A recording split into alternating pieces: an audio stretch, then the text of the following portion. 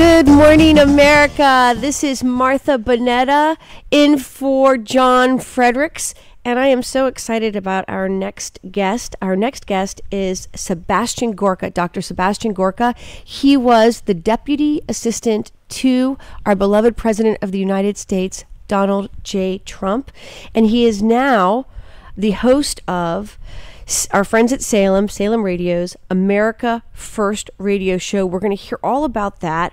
He also has a book out that we're going to talk about as well. Friends, please welcome great American patriot, Sebastian Gorka. Good morning, Seb. Good morning, Martha. Great to see you at the NRB recently in California. Yes, I enjoyed seeing you so much. I am so excited about your show. I was hoping you could tell everybody about your show and how they can listen in, because, folks, let me tell you, Sebastian Gorka has some of the greatest guests. He gets into the heart of these issues that face everyday Americans. And want you all to follow him on social media, on Twitter, at Seb Gorka. And how can folks listen to your show? Well, we're on 300 stations and affiliates and platforms across the country, from Los Angeles to New York. You can listen to it live, also video streaming at our website, which is just my name, Seb Gorka. That's SEBGORKA. You can listen to it on Alexa. You can enable the Alexa skill, just enable America First, which is the name of it. And then, of course, we are on the iTunes podcast app. Just download the app and look for America First, and you can listen to any show you want to, any guests you missed, and then you can listen to it live on your local station or at sebgorka.com. Great. Folks, you really want to tune in. And also your book, Why We Fight. One of the things I tell folks every single day all across the country, because I have people say, well, Martha, I'm just one person. How can I make a difference? What can I do? And it's really to empower people all over the country to speak truth to power, and to make sure that we elect those that will uphold our values. And, we, the American people, elected Donald J. Trump. He is, delivering on his promises time and time again. The economy is booming. Unemployment rates are at an all-time low. America is open for business. And just wanted to know if you could talk a little bit about your book. And then I want to get into talking about the wall and our immigration crisis.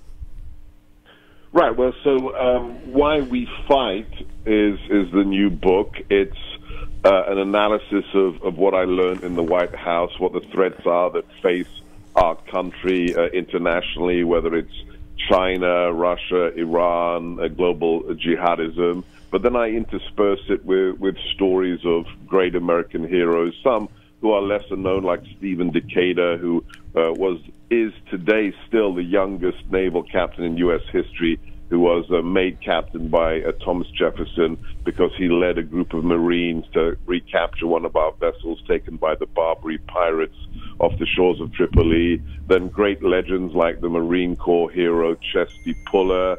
Then an incredible story, Eugene Red McDaniel, a naval aviator shot down over Vietnam, who was in the Hanoi Hilton for 6.5 years, never lost his faith, stood up to the torture of the Viet Cong, ministered to his fellow American prisoners, and then came back to service after he was released as the captain of his own ship. And then lastly, Whittaker Chambers, a hero to many of an older generation, but who I think most millennials have no idea who he is. Whittaker Chambers, like Justice Kavanaugh before him, stood up for the truth. He was part of the HUAC hearings in the 1940s and 50s, and a man who the left tried to destroy, but who never, ever surrendered to the way that the left treated him. So it's big stuff, big analytic stuff, interspersed with real human interest stories of great American heroes. And that's my new book, Why We Fight,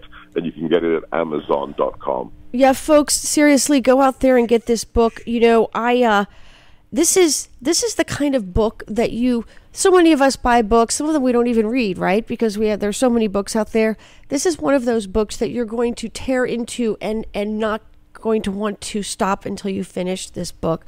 Seb, can we talk about now? I want to talk to you about, we've got Congressman Omar, who continues to just disgust so many of us with her rhetoric. And, we have an immigration crisis on our hands. And, we have all of those on the left that promote sanctuary cities.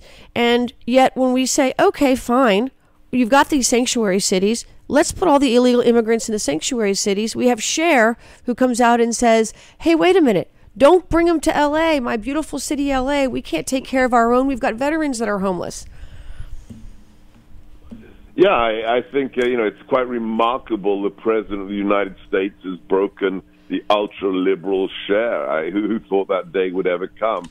Look, this is what I have a new piece up at the great website American Greatness about this issue, AM Greatness. The Democrat Party, which just a few decades ago had real patriots, people who were national security hawks like President Kennedy.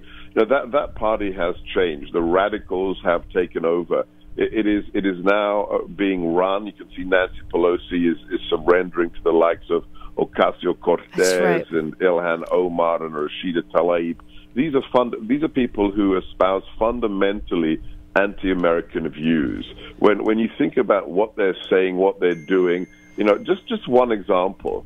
The southern border is a national security issue. Yes, absolutely. If you look at the fentanyl deaths, you look at the drugs, you look at the guns being smuggled across the border. But it is truly a humanitarian crisis. We had Dan Crenshaw, the former SEAL, the member of Congress who lost an eye in combat. And on my show on America First, he told this harrowing story, Martha. So a girl who'd come from Mexico, been smuggled across the border, came to his office recently. She's 18 years old. She was smuggled across the border at the age of 13, promised by the coyotes, the life of a princess in America. Right. She ends up at the age of 13, locked in a room in New York and being raped 30 times a day. That's a crisis. And yes. If you care about young women, if you care about the children being abused, if you just want to stop the suffering, we need to build the wall. Yes. And this message from the president is perfect. It's genius.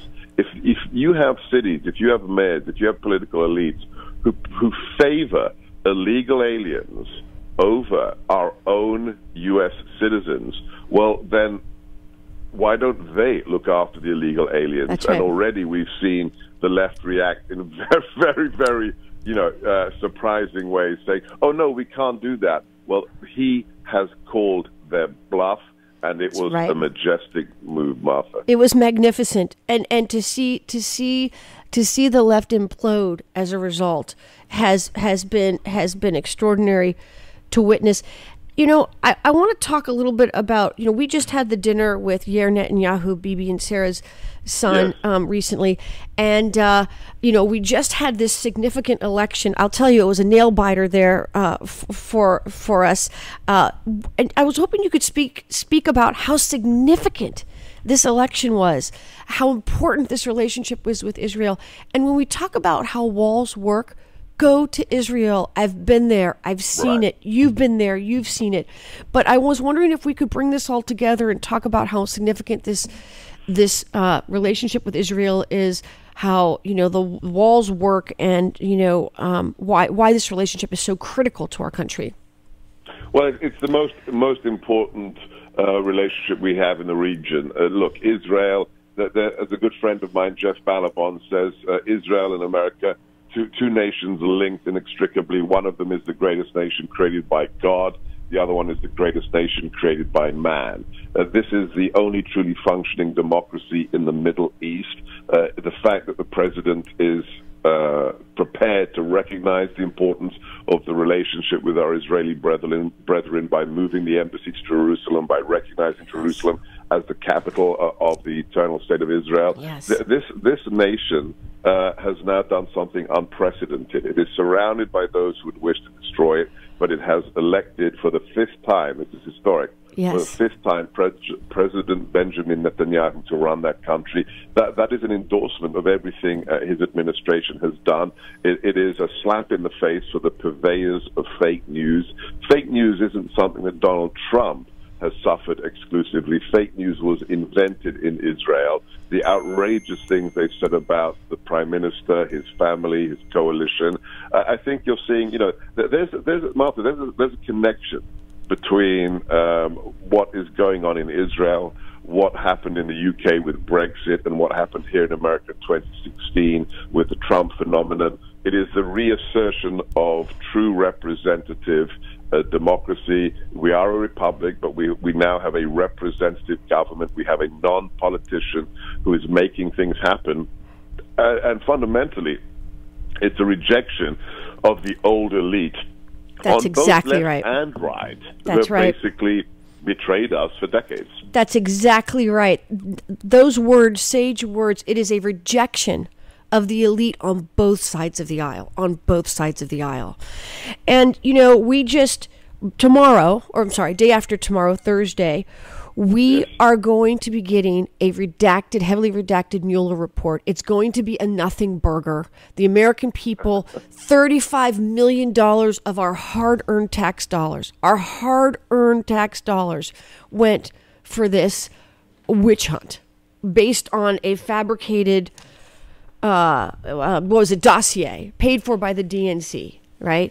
So here was the debate we've had on this call so far. Mueller just doing his job. His job concluded that there was no collusion, or bad guy?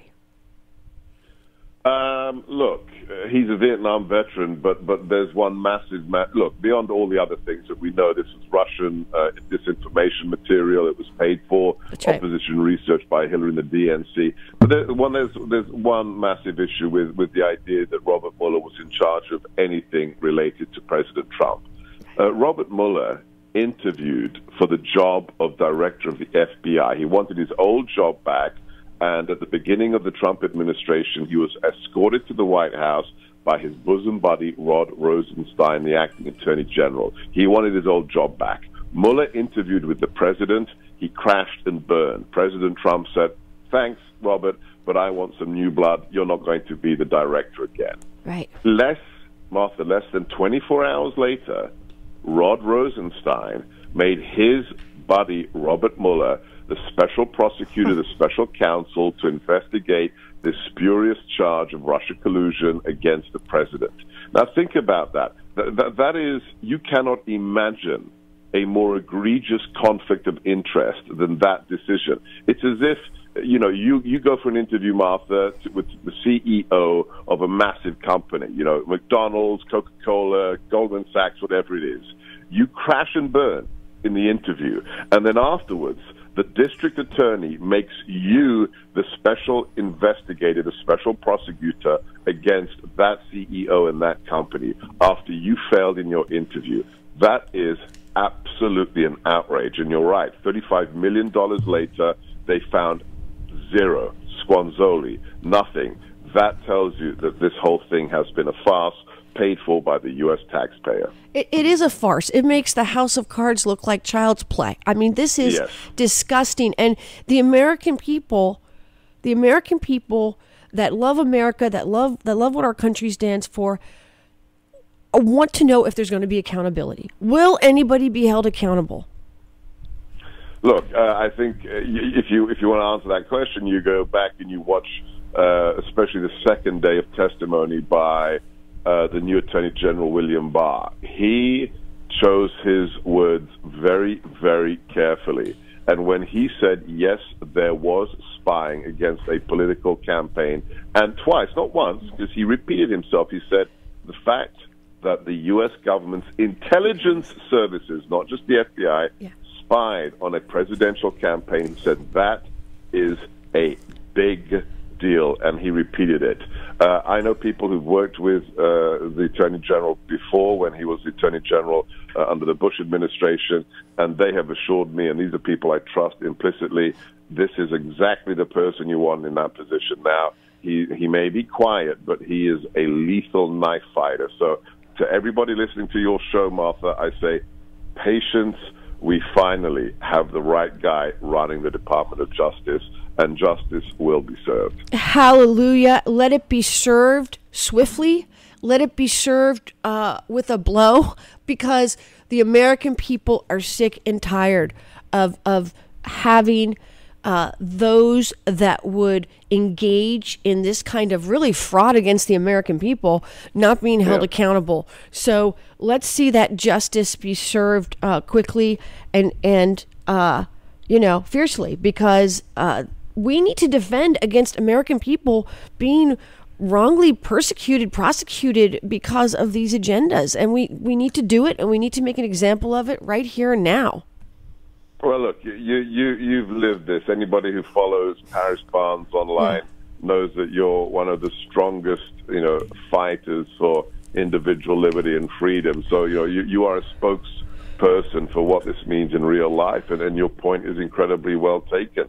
The phrase is an eternal one, but that's for a reason. It's not that simply justice must be done. Justice must be seen to be done. And for 8 years, we had rank corruption at the highest level of government across every agency, from the DOJ to the FBI to the CIA to the IRS, even to the Park Service. If you remember when President Obama deployed park rangers to shut down the World War II memorial in D.C. during the sequester, because he wanted to make sure that our veterans, could not access the war memorials during the government shutdown. We now have to undo 8 years of rank corruption by Obama and his cronies, and it will take some time. So patience, patriots, but the right decisions are being made as we speak. Friends, this was a fantastic interview. Dr. Sebastian Gorka, great American patriot. Listen, when this man speaks, can I just tell you, he gets to the heart of these issues. He speaks truth. Follow him on Twitter at Seb Gorka. If you haven't listened to his radio show yet, it's one of our friends at Salem. It's the America First show with Dr. Seb Gorka. His website is sebgorka.com, and the book that you're not going to want to put down is Why We Fight. Sebastian Gorka, thank you so much. God bless you. You're a great American patriot, and we love having you on the show. Thank you, Martha. God bless you and the listeners.